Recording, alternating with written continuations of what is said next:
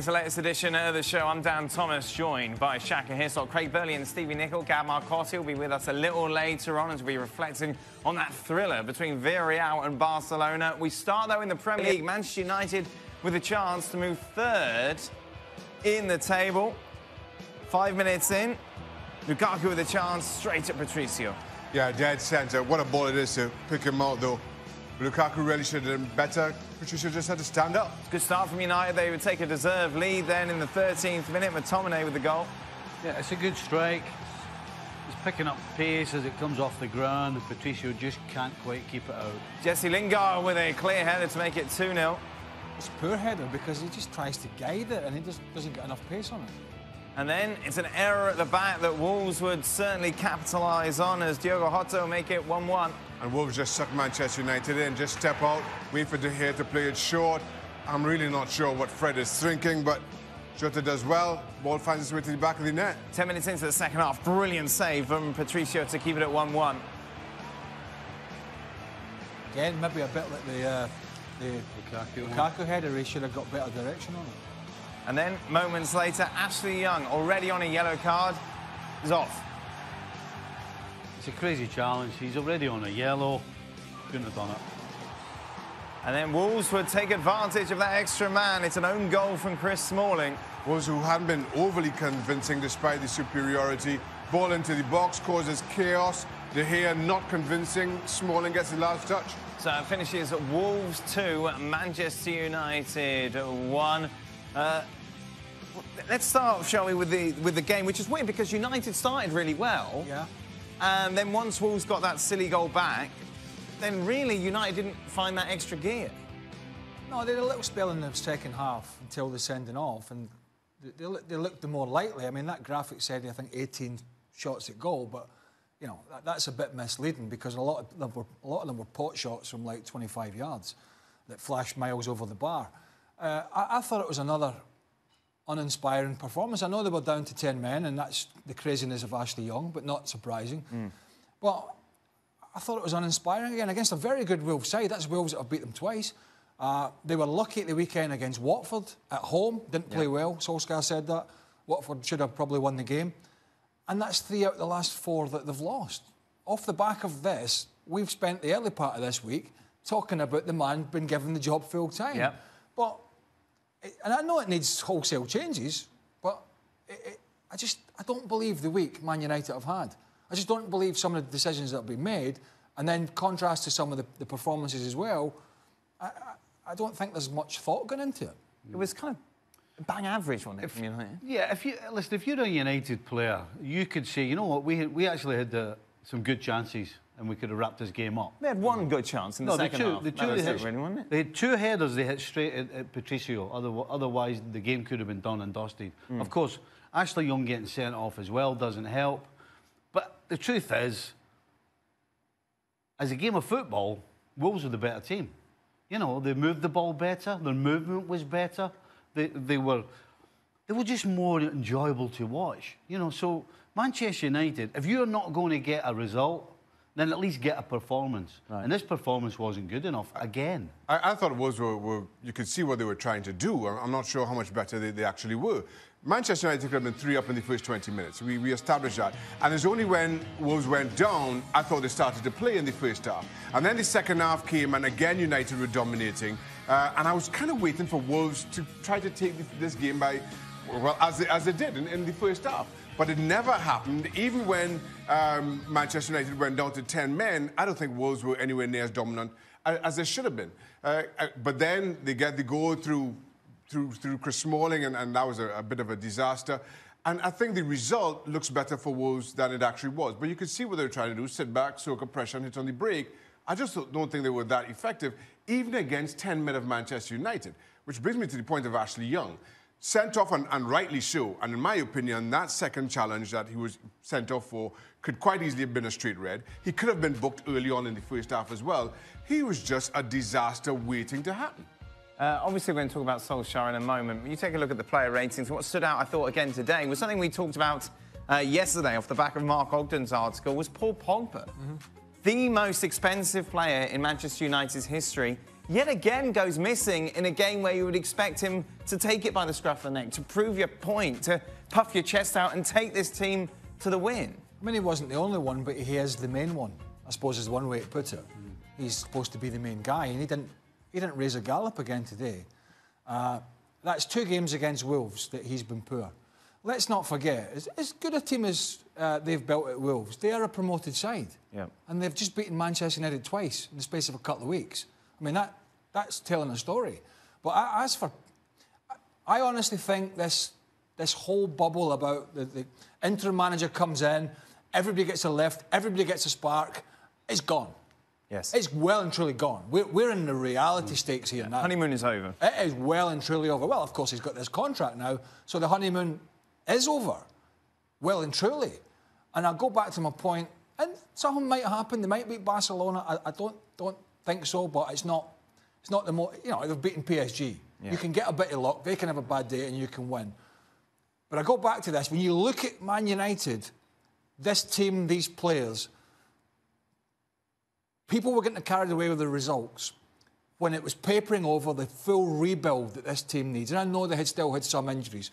And the big question here is, and it's the point I was making early in the week, and Stevie was making it, is how can such an inexperienced manager oversee such a big rebuild of the biggest club in world football?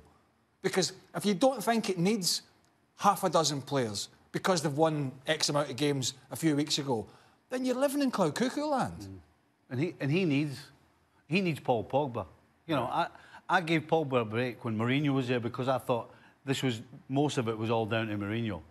But the fact is, Paul Pogba, when Manchester United are doing well, he's front and centre. Yep. But when they're not doing well, he disappears. And people should understand when you have to have an influence on a team, you have to be able to do it when things are going badly. And if you're Paul Pogba and you're supposed to be the man, you should be either getting everybody running around, getting everybody in a position, make it known that you're actually doing something, you're influencing the side. And that's the biggest problem. When Man United don't do well, Pogba disappears completely. I just tend to disagree a little bit. I think Paul Pogba is doing all the things that he's always been doing, and he even does it with the French national team. Jack, what did he do today? The issue is little slide rule balls, and let me get to this point. Little slide rule balls into Lukaku, which Lukaku we didn't read or didn't understand, and Rice didn't pick up. I think the big difference here is this is a bang average Manchester United team. And I couldn't disagree more with Mark Ogden's article, or what he's suggesting. Hold on. How can you compare Paul Pogba to the likes of Brian Robson and Roy Keane when you look at their teams? Absolutely you can, by the way. I'll tell you something. Look at the teams. I played against Brian Robson, Shaka, and I can assure you, when Manchester United weren't doing well, there was only one guy that you could always say you couldn't point the finger at. It was him, because he wasn't making runs into the box and scoring goals. You know what he was doing? He was going around. He was either kicking the opposition or having a go at his own teammates to make sure that they did something. My point is this, Steve. This is a bang average Manchester United team. I'm not disagreeing with that. If you look at this team, De Gea, Paul Pogba and maybe Rashford apart, nobody else even gets into the squads of a Brian Robson Manchester United or a Roy Keane's Manchester United. Not even into these squads. That's not the point. My point is an influence in a game. My point is there is nothing anybody can do to really influence this Manchester United. So he can't do more? He can't influence this Manchester United team. Well, he's an easy target. He doesn't have any influence. He's an easy target because of his price tag. No. There is nobody outside of Messi and Ronaldo who comes into this Manchester United and has the kind of impact that we are asking of Paul Pogba. I'm not asking him to make defence splitting passes and score a hat-trick. I'm not talking about that. I'm talking about actually looking as though you're having an influence when things are going against you, that you're either getting your team together, you're either making challenges, you're going around making sure that you have an influence. But listen, at the same time, Manchester United playing against a Wolves team that are sat virtually the edge of their own box. He's sitting off trying to find pace, trying to pick passes to the likes of Lukaku, who those two weren't on the same wavelength. I think Lukaku has to bear a lot of the blame there. And then outside of that, what do you do sitting just into your half? Well, you know when they lose the ball, you go and win it back. You know when Lukaku gives it away, you go and win the ball back. That's what you do. He doesn't do that. Fred gives the ball away 10 yards outside his own box. Yeah, but So Fred, what's Pogba supposed to do there? We can't compare. Well, no, but he's got to do more in the game. I mean, Shaq, I understand. I totally agree with you. They are an average United side. And there's no, but and he's the talisman. He's the most talented player they've got. But talent alone is not enough for Manchester United at the moment. There needs to be other things. There needs to be grit and determination and graft. And I don't think we see enough of it from him. To go back to Stevie's, I'll use Brian Robson because that's who he's you the best example. And you're talking about an average United team. Let's not get away with ourselves here that when Sir Alex Ferguson first went to United, it took him years to win the league because they were an average United side. But I tell you what, he stuck out like a sore thumb. Brian Robson stuck out like a sore thumb because he was the leader and he was the captain. And not until he was able to go out and put better players next to him were they starting to be successful. Anyway, the other side is Barcelona next, then West Ham, then Barca again, then Man City, then Chelsea. Ooh. We could get to a point in 5 games' time where Ed Woodward is sat locked in a little office somewhere thinking, what the hell have I done? I'm telling you, and I'm not being melodramatic. Just looking at pictures of Pochettino. Let's take a look then at the run-in, shall we, regarding the top 4 race. Real missed opportunity for United to take charge. They still remain then behind Arsenal and Spurs. Their run-in, as Craig mentioned, you've got West Ham, Everton, City, Chelsea, Huddersfield and Cardiff, a nice way to finish. Where do they stand now in regards, in your opinion, out of those 4? Well, it's quite clear to me, and now that the other teams have got a game in hand as well, so it's not actually in their hands at the moment, is if they don't get through the period that I've talked about a minute ago, the Huddersfield and Cardiff games will be irrelevant at the end of it. And there is a big doubt the way they're playing if they will get through those games with enough points. And the thing is, you look at Spurs, they've got their new stadium, they've got nice teams coming there. I think that's the challenge here. For me, sitting right now, I think this is exactly how it finishes. Arsenal in 3rd, they've got the easiest of the 4 run-ins, no question. Chelsea in 6th, I think they will continue to shoot themselves in the foot, or certainly find ways to. The big question mark around Spurs is how they settle into this new stadium. And as much as they've lost 4 of their last 5 in the league, 4 of those have been away from home. 5 of this last 7 is at the new stadium. If they settle into their new digs and get the wins that you think they would, then obviously there's nothing United can do at this point. But as we've seen in the past, moving into a new stadium is not necessarily that easy. It isn't just an easy transition. We see how that works out for Spurs. Final thing then. Are United making top 4? I don't know. Spurs are. I don't know whether it's United or Arsenal. I know it's not Chelsea. Meanwhile, today, Fulham officially relegated. They'll be playing in the Championship next season. Watford beating them by 4 goals to 1, meaning that they are out. And of course, we'll see matches tomorrow. Chelsea taking on Brighton, City, Cardiff, Spurs, Crystal Palace. Great game in Spain at El Madrigal. Villarreal taking on Barcelona. What a match this was. Lionel Messi rested, didn't start this game. 12 minutes in, though. It's Barca who take the lead. Coutinho making it 1-0. Yeah, and Barca just finding it really easy going in the early exchanges. Malcolm onside and then give him the freedom to run down the right-hand side. Puts it on a platter for Coutinho. 4 minutes later, it's 2-0. Vidal setting up Malcolm. Yeah, it's a beautiful ball, floated into the back post area, and Malcolm with a lovely header home, right off the meat of the bat, into the far corner. 3 minutes after that, Coutinho with a chance to make it 3-0. Barcelona completely dominating the opening exchanges here. Should have scored, but misguided the little flick. Villarreal, though, get themselves back into the game. Chukwueze making it 2-1. That's a really good ball to pick out Chukwueze in the first instance, and then good strength, a little bit unlucky, deflection takes it off the post, but then how he composes himself after is simply incredible. One touch, just opens his body up and slides it past Ter Stegen. And then what a start to the second half for Villarreal. It can be just taking it all the way, wrong-footing Ter Stegen. Listen, you've got to question Ter Stegen. At the same time, I think Nkembe's trying to cross this ball. I really don't think he's gone for goal. I think he's got away with one there. 12 minutes later, it gets even better for Villarreal. Morelanes finding Vicente Iborra to make it 3-2. Yeah, good run. Spent his run. The full-back's keeping him on. Lovely little ball down the inside of the centre-half and full-back, and then a good finish. It was almost 4-2 just moments later, but for Ter Stegen. Again, Barcelona incredibly stretched at the back. Chukwueze cuts inside. Deflection, you think, is taking it over Ter Stegen. But that is incredible strength and some reaction. Messi brought on then in the second half. Couldn't stop them going 4-2 down, though. Santi Cazorla with the ball through to Carlos Bacca. Yeah, I mean, it's a fantastic ball and a fantastic finish. Bacca just keeps calm, goes past Ter Stegen and rolls it in. Villarreal reduced to 10 men, though, with 4 minutes to go. Alvaro with the foul on Luis Suarez to get his second yellow. Brain dead. Yeah. On a yellow, straight through the back of him. Yellow all day. So 4-2, Messi gets what looks like is a consolation for Barca in some style as well, by the way. It is some style. That's the goalkeeper's side, but still, I think there's absolutely nothing the keeper could do about it.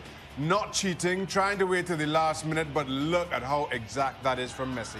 And then in the 93rd minute, from 4-2 down, Luis Suarez makes it 4-4. That's a beautiful, beautiful volley. He's stretching Suarez as well. It's on his weakest left side, but that's such a clean strike through the defender's legs. Goalkeeper just doesn't have enough time to react. An extraordinary game as it finishes. Villarreal 4, Barcelona 4. And it was so strange because the opening 20 minutes, Stevie, Barca could have got 3 or 4. But then in the second half, their defence just completely capitulated. Disappeared, and yeah. Villarreal could have had more. Yeah, I mean, Coutinho should have killed the game off, didn't. But Villarreal, you've got to give them credit. And as you said, defensively, I mean, Umtiti and Langley at the back. More Langley, I would suggest. But in the middle of the park, they don't defend in the middle of the park either. So that means that whether it's Villarreal or anybody else, they're getting at the back line, creating chances and scoring goals. It's state the obvious award, isn't it, really, Craig? I know, but without Lionel Messi, this Barcelona team doesn't offer much. Absolutely, and let's not forget as well, they've got such a healthy lead at the top of the league. There could be a little bit of taking their eye off the ball with the Champions League as well, because they have got that gap. But you can get at Barcelona. I mean, that's been the case from the start of the season. Yep. You can get at them. And Villarreal did a great job after taking a right bloody nose in the first 20 minutes of coming back and really putting up a great show. So what that means with regards to the title race, Craig said, it's pretty much over. Atleti did win today, and it is Atletico Madrid against Barcelona at the Camp Nou on Saturday. If Atleti do win that, it's down to 5 points, and they would have then the head-to-head advantage. Meanwhile, action in Italy today.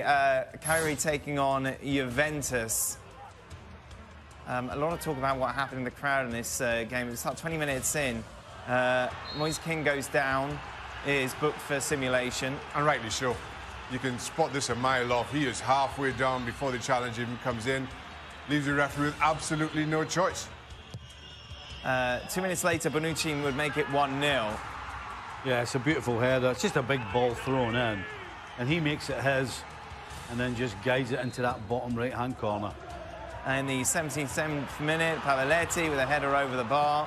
Half a chance. Now, reports throughout this game that Moise Kean was racially abused by some fans. He would score here to make it 2-0. You can see his celebration. And then there'd be a heat exchange between the Juve players, the referee as well. Everyone trying to sort everything out here. A lot of reaction to these after the game. Let's start off, shall we, from Bonucci.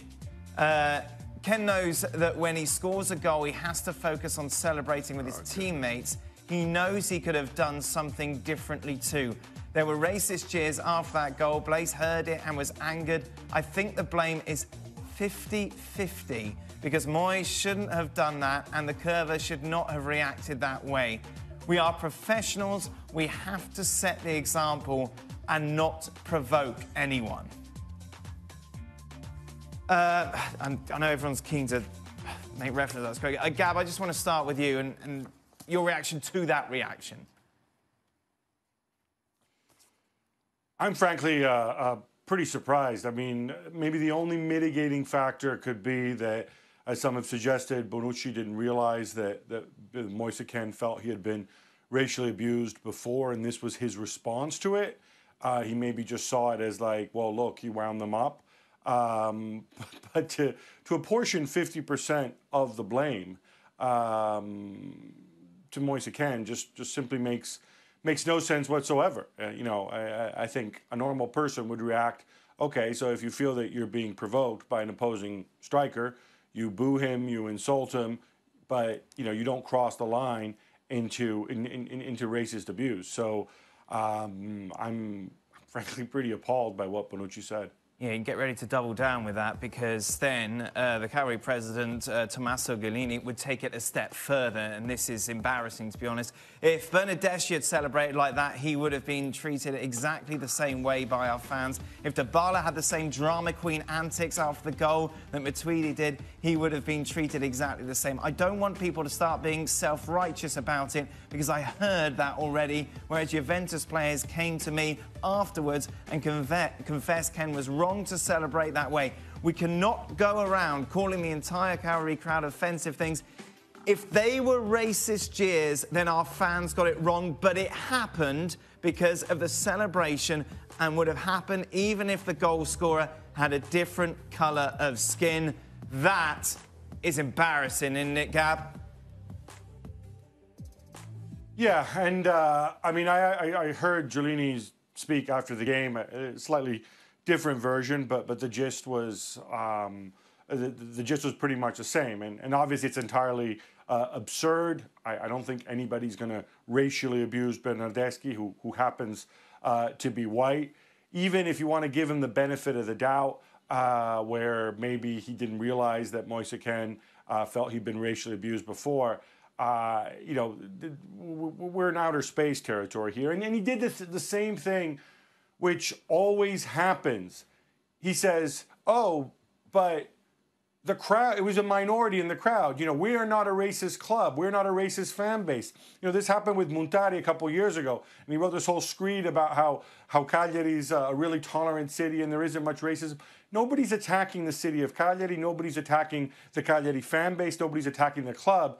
What people are taking issue with, even if it's a minority, is the fact that Moise Kean goes to play a football match and gets racially abused because of the color of his skin. That's the simple part.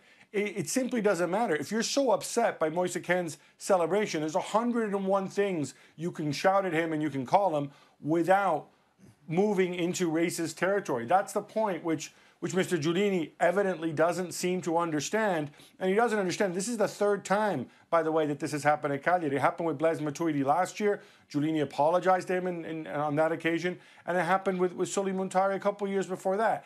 I don't know why it's so difficult to get this point across, why you can't say the stance that Inter took after the racial abuse of Koulibaly, who said, anybody who does this, we don't want you here. I don't care if it's one guy, 10 guys, or 10,000 people.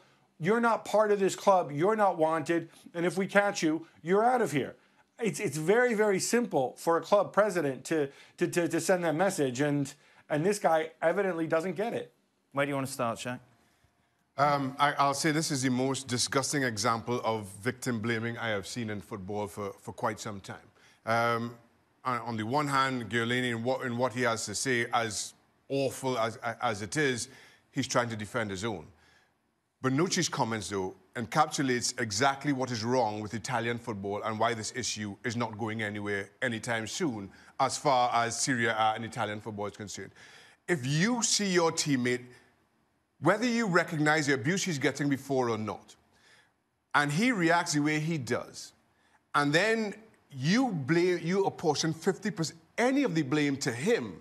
It says so much more about the mentality of people like Leonardo Bonucci and their acceptance of players like Moise Kean within that dressing room and their role in Italian football going forward. When you see the likes of Matuidi react as he does, it says exactly how deep that abuse was for both him and Ken during the course of this game. And then the Cagliari president come out and labeling that as drama queen antics. Now, I'm really not sure how you gloss over all of this. I really don't. And it's time for the authorities to take very strong action here. Take action against the club, close sections of the stands, sanction club presidents, hefty fines, whatever it may be. Similarly, I think Juventus as a club, given who they are, given their own reputation, their own standing in the game, have to take it serious what Bonucci said. That is not representative of Juventus, or should not be representative of Juventus. And there's a lot of blame to go around here. In my opinion, absolutely none of it falls at the doorstep of either Moise Kean or Blaise Matuidi. There was, of course, 3 points for Juventus in the end. Just taking a look at what that means. They are, of course, home and hose when it comes to winning the title. Let's break out the Gabometer once again to talk about a player that we've already discussed at length today. The Spanish media full of speculation about Paul Pogba going to Madrid. A truly different player is how Zinedine Zidane described him. Meanwhile, Solskjaer said he spoke to him. And he said, look, Pogba told me that he's going to stay, that he won't be going anywhere in the summer, and that everything is fine. But then AS going big again today, saying Hazard and Pogba are the prime objectives for Real Madrid in the summer. So, Gab, Pogba to Real Madrid this summer. What's the number? I'm going to give it a 4 for the simple reason that I don't think it's nailed on by any stretch, obviously, and Real Madrid had the opportunity to get him before, and they passed. But, you know, Zidane is there. They want to make a statement. I think a lot's going to depend on whether Pogba wants to leave. It's going to depend on whether United are in the Champions League again next year.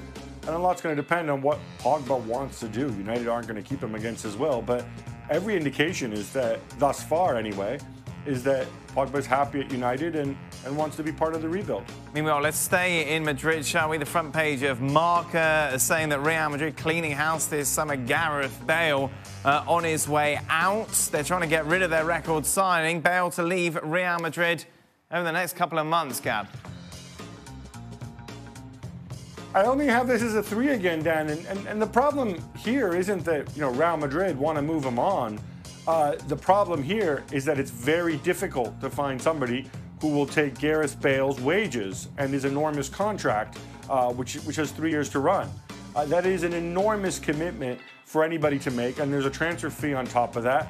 I think Graham Hunter put it best. The only way that maybe you can sell this to him is say, look at what happened to Arjen Robben. He didn't want to leave either. Eventually, he did. He took an initial pay cut. He went to Bayern, and he relaunched his career. But it's a tough sell on Bale. He just doesn't want to leave. Meanwhile, in Catalonia, we saw Coutinho score today. However, the front page of Sport saying that there are suitors for Coutinho, the likes of PSG, Manchester United and Chelsea. So 2 questions you hear, Gab. Which club is most likely in for Coutinho, and what's the number for it? Well, I don't think it's going to be Chelsea, apart from the issue of the imminent transfer ban, which may or may not go away. We're not sure also whether Sarri stays, and if Sarri stays, I don't see where Coutinho fits. I think Paris Saint-Germain still have financial fair play issues that they need assurances on. So out of those 3, I think the most likely is Manchester United. I would give it a 5 that he leaves. United obviously losing Mata. In terms of creativity, if they think that Coutinho can be the player he was at Liverpool, and the price is right, I think he could be a good addition. Meanwhile, could Jadon Sancho be going to Manchester United? Just a reminder what Borussia Dortmund sporting director Michael Zorc said about the Englishman leaving. Jadon will play for Borussia Dortmund next season. We're definitely planning with him. I'm also aware that the efforts, especially of the English clubs, to sign him will be stronger and stronger if he continues to play like that. He will certainly not play in Dortmund until the end of his career. That is also part of the truth. However, Jadon Sancho to Manchester United, figures like £100 million quoted in the press. Gab, what's the number? I'm giving this a 6. Obviously, look, it's still very early, but I think this is something that's probably more likely than not likely, in the sense that everybody's seen what Sancho can do. Everybody knows Sancho's profile. He's becoming established with England as well, which adds even more to it. And the simple fact of the matter is that if you show up with 100 million or something close to that, it's going to be very difficult for Borussia Dortmund to say no, especially if the guy wants to go home. He's kind of proven his point in his 2 years in Germany. Finally, Rafael Varane. Lots of talk about that he could be leaving Real Madrid. Zidane came out and said he has said nothing to me. I want him to stay. Things can happen in life, but he looks good to me. The important thing is what he says to me, and he is currently at the best club in the world. He's won a lot here. What's the number, Gab? Varane to leave in the summer. I got the number low, Dan. I have the number at around a 3 for the time being, also because we've not had any indication at all from Varane or Varane's people, or indeed Zidane. This to me smells like something contractual. Real Madrid have a lot of older players, a lot of guys on long contracts who they want to move out for the rebuild possibly. But I don't see why Varane would necessarily be one of them. They've signed Eder Militao, who I think is a tremendous defender, but he's still very young. So to me, Varane appears to be the bridge between Ramos and Eder Militao. Meanwhile, big week for Gab, as he was allowed to write an article with senior writer Mark Ogden over on the website to discuss whether or not it would benefit Manchester United by getting rid of Pogba this season. Here today in Italy, AC Milan taking on Udinese. I think the best of weeks for Donnarumma, as it, of course, at fault for that winning goal at the weekend. And here, it's a system. Injures himself. Oh, goodness. It's a system. Bonetti would say that the injury is indeed because of the system. Well, he tried to continue, Shaq. How did he announce it? He'd come off in the 12th minute. Sometimes you just pull a muscle somewhere. That's all. Lucas Paqueta, meanwhile, trying to make it 1-0, but is it wide? Good dive for the goalie, Shaq. Yeah.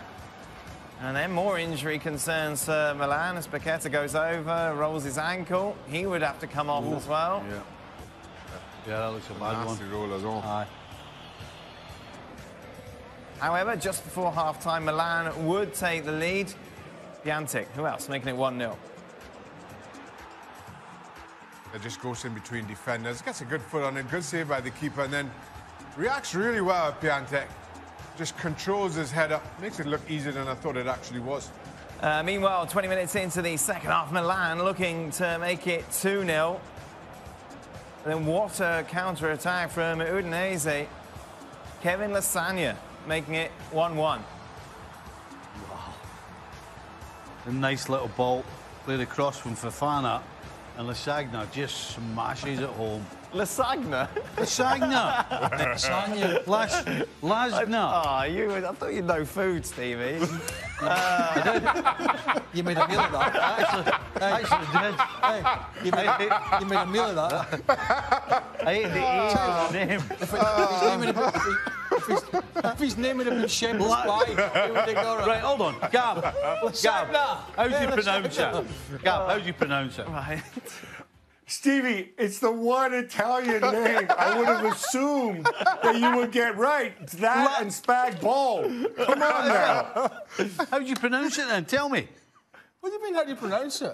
Lasagna. Lasagna. Well, the shit I've got here, It's like there's the no thing A you in eat. it. It says Lasagna. No, you called it lasagna. Look, Right. Lasagna. it says Lasagna. All right, away from lasagna, let's talk about the soap opera that is Mauro Icardi. The thing is, you teed it up as well. I said You said lasagna. lasagna. Spalletti, of course, came out heavily critical of Icardi after Inter's defeat of the weekend. Just left him out of the team, of course, and here's just a little taste of what he had to say. You must have respect and behave in the locker room. I've left players out for far less in my time. Inter has a lot worse games than this with Icardi. For years, Inter didn't get into the Champions League with Icardi. With all due respect, it's Messi, not Icardi, who makes the difference. So then today, just today, 48 hours after saying that, looking ahead to the game against Genoa, Icardi will start tomorrow. The table has tightened, results are needed. In the context of our team, Icardi's worth more than Messi and Ronaldo put together. What on earth is going on in Spalletti's head, Gab?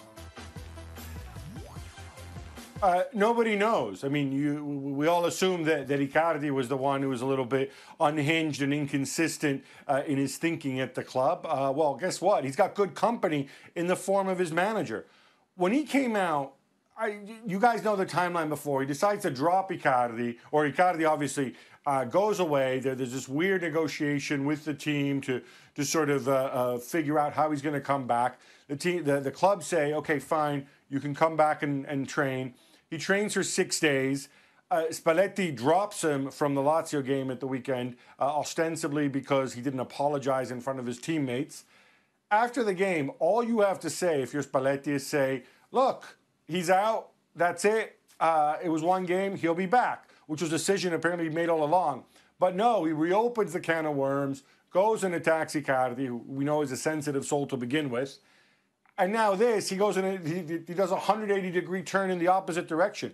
I can tell you this, if you're Inter as a club, you're not happy with this because you've got a manager who you have a center forward who's got major issues, but then you got a manager who seems to go and sort of enjoy pouring gasoline on the fire at every turn.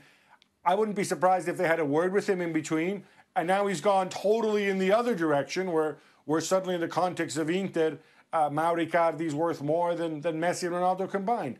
I don't know what to think. I mean, the guys wandered off the reservation.